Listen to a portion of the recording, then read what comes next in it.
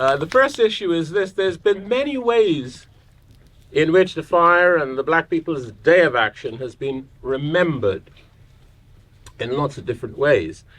And Claire's listed some of these. I didn't know about that. Through reggae music. Yeah. Johnny Osbourne, 13 Dead, Nothing Said.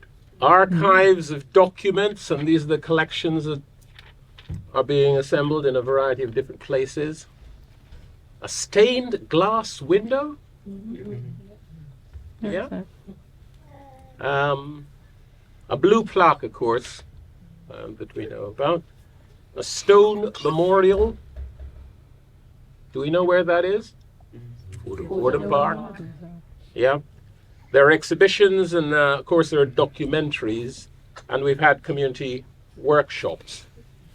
And of course, this film, Pioneers and Protest, seeking change. There's a big question about why it's seeking change, and maybe we should come to that later on. But all these ways of remembering the different things and the different audiences and time raises this question: why is it important to remember the Black People's Day of Action?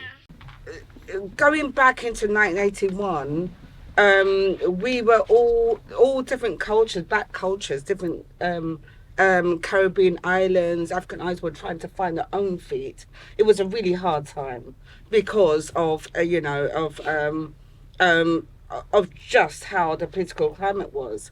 And I would say that the People's Day of Action actually brought a lot of cultures together, because we're coming from a place where we didn't talk to African children. I'm being honest. That's right. That we didn't talk to. If we were Jamaican, we didn't want to mix with Trinidadians or Grenadians because our parents were the first generation. And I know people say, "Oh no, we're the first generation." No. They were young when they came here. They were in their 20s when they came here, from different islands with very different cultures, and that is what they instilled in us as their children.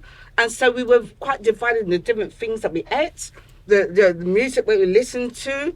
It was a really important time. This was the first time that we had all the African and Caribbean cultures going on a march together. And it's very significant that the drums were being the drums are being played at the time, going on. It was a real march for all of us, And I remember the chant was, "Black people united will never be divided." That was a chant that we took all the way from New Cross. And that was the first time that we ever did that.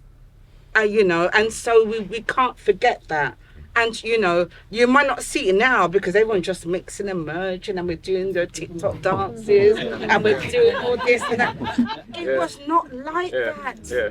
It was not. You could not bring someone from another Caribbean culture home and say that was your partner or you was going to be seeing them. You had to do that in secret.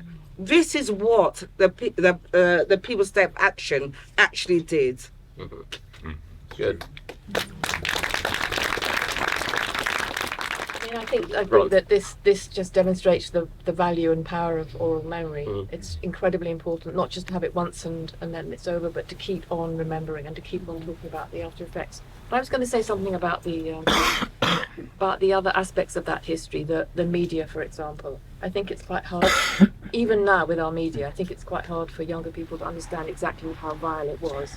And the day after, which we saw a little bit of the Black Day at Blackfriars, that was just the tip of the iceberg. It's quite astonishing. And in fact, when Les Back and I had the exhibition here in 2017, he got a whole panel of press cuttings from the George Padmore Institute, which were copied and scanned and put up, and it was quite astonishing. And again, the reference in the film to the local press talked about dignity. The South London Mercury, I think it was. Yeah. But the rest, the mail, it's not astonishing. It shouldn't be surprising. But I think that is part of the history which young people now need to be acquainted with. I started learning black history at Moonshot Youth Club in 1972. Okay, and people need to understand this. 1972, I used to go to the Stop Sus campaigns that were created by Mavis Best, where we used to meet in Lewisham, 1977. There is a history of resistance, not just here, but across the country. And I think it's being eluded. I met John LaRose when I was about 11 or 12 at Moonshot Youth Club. He used to bring resources to us. Him and people like Prof. Gus John, Ras Cosmo, who is Elder Hirakuti on Galaxy. Yeah. So I don't want people to think that, you know, what happened in the New Cross fire popped out of a vacuum and nobody never knew what to do and how to organise. I think that's doing us a collective disservice. And when people talk about how do you pass those histories on, that is exactly what we were doing. That is why I'm here today. I was expelled from school at 15, expelled from college at 16. I never learned anything about being an African in school. However, I don't expect to. And the reason why I want us to really think about this, and John's here as a historian, I think sometimes we have the wrong conversations about what we need to learn and where we need to learn as peoples of African ancestry. If you're white working class, you don't get your history in school. You get the Dickensian hands. You don't get anything about what you've contributed. Now, if that's the context for white working class people, why the hell should we expect to be served by the people who, in my humble opinion, did not expect us to be alive today to have these conversations? I think we need to have the right conversations, but let's not do ourselves a disservice, because we had people like John LaRose, New Beacon Books, George Padmore Centre and Institute. Somebody mentioned about Black History Month.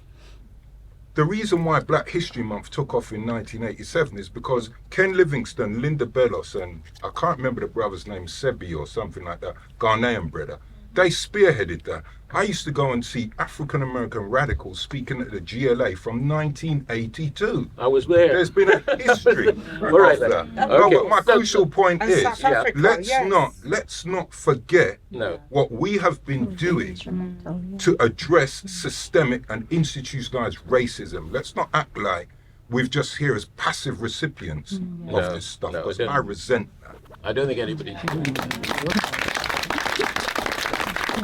I was going to end with a Les Back quote that Claire's come up with, but I think you've just said it.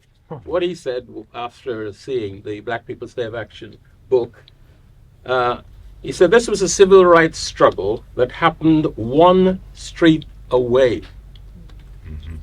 And it's important to honor it, to remember it, and to learn from it. Absolutely.